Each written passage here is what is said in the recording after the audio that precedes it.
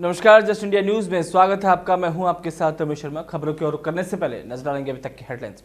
Headlines के प्रायोजक हैं John Wesley convent school.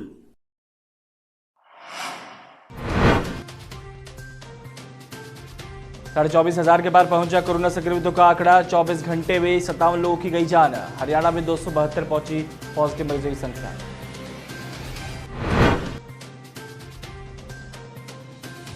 Haryana के राज्यपाल ने कोरोना योद्धाओं की जमकर की तारीफ। राज्यपाल बोले, पीएम मोदी ने पंचायतों के काम को सराहा।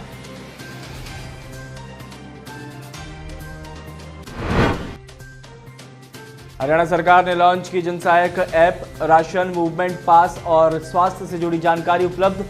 किसानों के लिए भी काफी लाभदायक होगी जन सहायक ऐप। रोहतक सांसद डॉक्टर अरविंद शर्मा ने मनाई भगवान परशुराम जयंती। परिवार सहित दीप प्रज्वलित कर किए पुष्प अर्पित। सांसद अरविंद शर्मा ने प्रदेश और देशवासियों को दी बधाई। और बहादुरगढ़ का सेक्टर 7 को कंटेनमेंट जोन एरिया घोषित किया गया। संक्रमण रोकने के लिए प्रशासन ने उठाए ठोस कदम। डीसी जितेंद्र कुमार ने जनता से सहयोग करने की अपील की। खबरों के प्रायोजक हैं Oscar super speciality hospital and trauma centre. Bharat में कोरोना वायरस संक्रमण हर रोज बढ़ रहा है और जिसकी वजह से अब लोगों में डर का माहौल है। देश भर में कोरोना वायरस के मरीजों की संख्या 25,000 के करीब पहुंचती जा रही है। पिछले 24 घंटे में कोरोना वायरस से जान गंवाने वाले लोगों की संख्या 57 तक पहुंच गई। स्वास्थ्य मंत्रालय के आंकड़ों के मुताबिक देश में कोरोना वायरस से संक्रमित लोगों की संख्या बढ़ गई है और वहीं इस खतरनाक कोविड-19 महामारी से मरने वालों का आंकड़ा 775 तक पहुंच गया है। तो वहीं हरियाणा में कोरोना पॉजिटिव मरीजों की संख्या 272 हो गई है। हरियाणा के राज्यपाल सत्यदेव नारायण आर्य ने कहा है कि प्रधानमंत्री नरेंद्र मोदी ने जिस प्रकार से कोरोना की जंग में पंचायतों के कार्यों की सराहना की है, इससे प्रत्येक देशवासी का मनोबल बढ़ रहा है। उन्होंने स्वयं भी प्रधानमंत्री नरेंद्र मोदी की तर्ज पर कोरोना की जंग में उत्तम कार्य करने पर प्रदेश की पंचायतों के कार्य को सराहा है।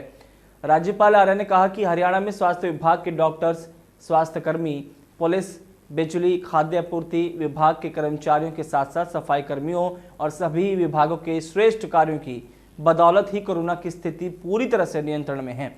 उन्होंने कोरोना बचाव और संक्रमण को फैलने से रोकने के काम में लगे सभी अधिकारियों, कर्मचारियों, धार्मिक सामाजिक संगठनों के साथ साथ पंचायती राज संस्थाओं के कार्यों की तारीफ की है। हरियाणा सरकार द्वारा जनता के लिए एक ऐप लॉन्च की गई है, जिसके बारे में मुख्यमंत्री मनोहर लाल ने वीडियो कॉन्फ्रेंसिंग के जरिए जानकारी दी है। आइए देखते हैं उन्होंने क्या कुछ कहा है। हमने हेल्पलाइन भी बनाई है। लगातार हर दिन हमारे पास 5,000 से 8,000 तक टेलीफोन कॉल्स आती हैं और ये तो केवल कोरोना से संबंधित के में आती हैं। अगर हम अन्य विभागों को भी साथ जोड़ लें, अर्थात फसल, किसान, मंडी, प्रोक्योरमेंट का विषय या ऑनलाइन हेल्थ सर्विसेज, डॉक्टर से जो लोग टेली मेडिसिन के माध्यम से दवा लेना चाहते हैं, ये सब विषय यदि इनको जोड़ते हैं तो और डबल संख्या ये हो जाती है।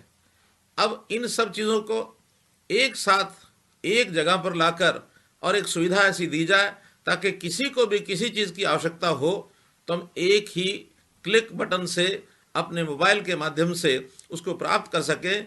इस उद्देश्य की पूर्ति के लिए हमने एक ऐप बनाया है, जन सहायक इस नाते से इस ऐप का नाम होगा। कहीं इसका प्रचार हेल्प मी इस नाते से भी हुआ है, लेकिन जन सहायक के रूप में इस ऐप को हम कल से डाउनलोड कर सकेंगे। समालखा से बीजेपी नेता शशिकांत कौशिक ने पानीपत पुलिस अधीक्षक मनीषा चौधरी को प्रशासन की मदद के लिए एक ड्रोन भेंट किया है। इस ड्रोन की मदद से पानीपत पुलिस जिले की निगरानी ज्यादा अच्छी तरह से कर सकेगी। पुलिस कप्तान ने इस सहयोग के लिए शशिकांत कौशिक का आभार व्यक्त किया है। इस मौके पर पानीपत पुलिस के डीएसपी हेडक्वार्टर सतीश वत्स, जाट सभा प्रधान सुभाष कुहड़, सुरेंद्र सिंगला, नरेश कौशिक और अन्य गणमान्य व्यक्ति मौजूद रहे।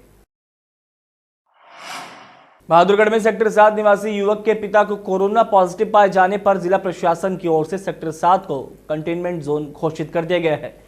कोरोना वायरस के संक्रमण को रोकने के उद्देश्य से जिलाधीश जितेंद्र कुमार की ओर से ये निर्णय लिया गया है। उल्लेखनीय है कि झज्जर जिले में अभी तक कोरोना पॉजिटिव का कोई केस नहीं है। गत दिवस सोनीपत जिले के गांव निवासी वृज्जन अपने पुत्र के पास बहादुरगढ़ आए और उन्होंने सोनीपत में अपना कोरोना टेस्ट करवाया, जो कि रिपोर्ट के आधार पर पॉजिटिव आया था। ऐसे में प्रशासन द्वारा अब स्वास्थ्य सुरक्षा के आधार पर उक्त वृज्जन के पुत्र के निवास स्थल के सेक्टर को कंटेनमेंट एरिया के रूप में चिन्हित किया गया है। जिलाधीश जितेंद्र कुमार ने जानकारी देते हुए बताया कि कंटेनमेंट एरिया के लिए आदेश जारी कर दिए गए हैं। एसडीएम बहादुरगढ़ तरुण कुमार पावरिया की देखरेख में उक्त एरिया की नियमित रिपोर्ट अपडेट ली जाएगी। जिलाधीश ने आदेश में कहा है कि कंटेनमेंट एरिया के तहत सेक्टर 7 को पूरी तरह से सील किया गया है। रोहतक के सांसद डॉक्टर अरविंद शर्मा ने अपने घर पर परिवार संग भगवान परशुराम जयंती मनाई और भगवान विष्णु जी के छठे अवतार भगवान परशुराम के जन्मोत्सव पर उनकी मूर्ति पर दीप प्रज्वलित कर पुष्प अर्पित किए और समस्त देश और प्रदेश वासियों को भगवान परशुराम जयंती की हार्दिक बधाई और शुभकामनाएं दी। विष्णु के अवतार भगवान परशुराम जी की जयंती पर पूरे देशवासियों को मैं अपनी तरफ से, पार्टी की तरफ से, परिवार और सब साथियों की तरफ से बहुत बहुत शुभकामनाएं देता हूं।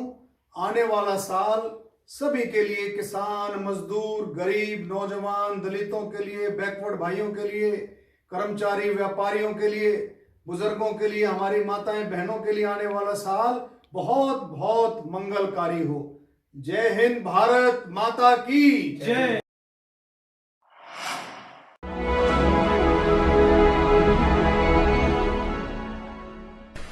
चाचा, आपने नया घर बनवाया है तो घर की छत पर कौन सी शीट लगवाई है?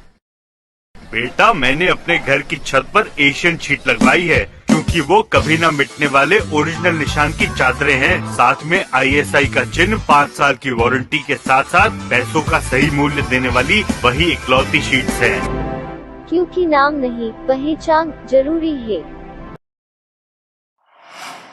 परशुराम जयंती के मौके पर शनिवार को रोहतक में स्थित रोज टावर में विशाल रक्तदान शिविर लगाया गया। शिविर में टीम सूरजमल रोज ने 251 यूनिट रक्त एकत्रित कर PGI रोहतक और जिला रेड क्रॉस सोसाइटी को सौंपा। शिविर के आयोजक प्रॉपर्टी डीलर एसोसिएशन के प्रधान और पूर्व पार्षद सूरजमल रोज ने बताया कि कोरोना महामारी से पैदा हुए मुश्किल हालात में थैलेसीमिया पीड़ित बच्चों और गर्भवती महिलाओं के लिए मेडिकल कॉलेज में रक्त की कमी सामने आ रही थी। रेड क्रॉस सोसाइटी के सचिव देवेंद्र चहल ने इस कमी से अवगत कराते हुए रक्तदान शिविर का आग्रह किया और संकट के समय मानव हित की भावना से शहर और नजदीकी गांवों में रक्तदाताओं ने रोज टावर पहुंचकर रक्तदान किया। सूरजमल रोज ने बताया कि नेता प्रतिपक्ष भूपेंद्र सिंह हुड्डा के मार्गदर्शन में रक्तदान शिविर का आयोजन किया गया है। शिविर में रक्तदाताओं को मास्क पहनाया गया और हाथ सैनिटाइजर से धुलवाए गए और बाद में एक एक कर ब्लड बैंक की टीम के पास भेजा गया। 9 बजे शुरू हुआ रक्तदान शिविर दोपहर 2 बजे 251 यूनिट के साथ संपन्न हो गया। केंद्र सरकार द्वारा दुकानों को खोलने के जारी आदेश को लेकर रोहतक के व्यापारी नेता गुलशन डंग ने सरकार से मांग की है कि प्रशासन पूरी जानकारी दे कि कौन सी दुकानें खुलेंगी और कौन सी नहीं। कुछ टीवी चैनल्स पे और मीडिया के माध्यम से ये खबर आई है कि दुकानें खोल ली जाएं और उस केंद्र सरकार की गाइडलाइन के तहत लोगों के अंदर एक भ्रांतियां फैल गई हैं और व्यापारियों के अंदर काफ़ी भ्रांतियां चल रही हैं। इसके तहत मैं प्रदेश सरकार से और स्थानीय प्रशासन से अनुरोध करूंगा कि इस गाइडलाइन को जल्दी से जल्दी इशू करें, लोगों के अंदर इसको ओपन करें और ताकि ये पता लग सके कि व्यापारी अपने प्रतिष्ठान को खोल सकते हैं और कौन से नहीं खोल सकते हैं। और अभी तक प्रशासन द्वारा, मैं व्यापारियों को भी कहूंगा, कोई ऐसी गाइडलाइन नहीं आई है कि जिससे कि बाजार खुलने की व्यवस्था हो। कोरोना महामारी और लॉकडाउन के चलते रोहतक रेड क्रॉस सोसाइटी द्वारा अलग अलग गतिविधियां आयोजित की जा रही हैं। जिला प्रशिक्षण अधिकारी रविदत्त ने जानकारी देते हुए बताया कि रेड क्रॉस के परामर्श दाताओं और स्वयं सेवकों के साथ आम जनता को सामाजिक दूरी के प्रोटोकॉल को बनाए रखने के लिए प्रेरित किया जा रहा है। उन्होंने बताया कि राजकीय महिला महाविद्यालय की छात्राओं ने अपने अपने घरों में रहकर कोरोना महामारी के संदर्भ में पेंटिंग प्रतियोगिता आयोजित की है। इसके अलावा स्पोर्ट्स क्लब बहम द्वारा स्वैच्छिक रक्तदान भी कराया जा रहा है और रक्तदान के दौरान सामाजिक दूरी का विशेष ध्यान रखा जा रहा है। रविदत्त ने बताया कि जिला रेड क्रॉस सोसाइटी द्वारा जरूरतमंद लोगों को दस्ताने, मास्क और सैनिटाइजर निःशुल्क प्रदान किए जा रहे हैं। रोहतक में नूर ए साई चैरिटेबल ट्रस्ट द्वारा शहर में सभी कोरोना वॉरियर्स को मीठा पानी बांटा गया। इस मौके पर नूर साई ट्रस्ट के सभी सदस्यों ने बढ़ चढ़कर सेवा की। हरिओम चुग और ऋषभ शर्मा ने बताया कि नूर ए साई परिवार निरंतर ऐसे ही सेवा कार्यों में जरूरतमंदों के लिए प्रतिबद्ध है और आगे भी ऐसे ही सेवा में लगे रहेंगे। इस दौरान सेवकों ने स्वच्छता से और सोशल डिस्टेंसिंग को पूरा ध्यान रखा और नाकों पर ड्यूटी दे रहे पुलिसकर्मियों को मीठा पानी पिलाकर चिलचिलाती गर्मी से राहत दिलाई। अगर आपकी बॉडी फिट है तो आपका माइंड भी हिट है। फिटनेस के लिए इन्वेस्टमेंट तो जीरो है और साथ ही रिटर्न 100% है। जहां एक तरफ लोग लॉकडाउन से घर पर कैद कई तरह की इंडोर गेम्स और एक्टिविटीज कर रहे हैं, वहीं रोहतक बाइसाइकिलिंग क्लब के सदस्य भी लॉकडाउन में फिटनेस को लेकर पीछे नहीं है। Rohtak bicycling club health experts Bhupendra Dalal, Ajay Budhwar, Vinay Dahiya, Ravindra Malik के जरिए मदद ले रहे हैं कि किस तरह से हम सभी घर पर रहकर अपनी फिटनेस और शरीर का ध्यान रख सकते हैं। इसके लिए क्लब इंडोर एक्सरसाइज की वीडियोस अपने क्लब पेज और सोशल मीडिया पर शेयर कर अपनी भूमिका निभा रहे हैं। क्लब के सीनियर राजेंद्र गोयल ने कहा कि लोगों को हेल्थ के लिए जागरूक करना भी समाज सेवा है। क्लब के अधिवक्ता अतुल मेहता ने सलाह दी है कि हमें लॉकडाउन के दौरान अपने आहार का भी ध्यान रखना चाहिए और स्वास्थ्य और हल्का भोजन करना चाहिए। Welcome to John Wesley Convent, a prestigious, renowned and remarkable school of Rohtak. Excellent learning environment, standardized infrastructure and experienced faculty, well-formed robotics lab, well-equipped science labs, world-class computer lab, well-stocked library, digital smart classrooms, excellent sports facilities, best transport service. John Wesley Convent, a school where your search comes.